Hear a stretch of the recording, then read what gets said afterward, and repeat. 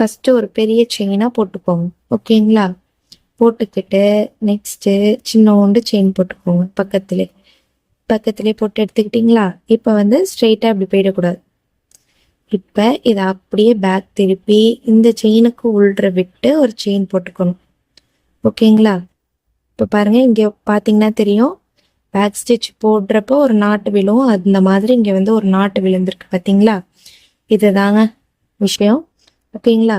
அதே மாதிரி தான் ஃபஸ்ட்டு வந்து ஒரு பெரிய செயின் போட்டுக்கோங்க. அதே மாதிரி பக்கத்தில் சின்னோண்டு செயின் போட்டுக்கோங்க.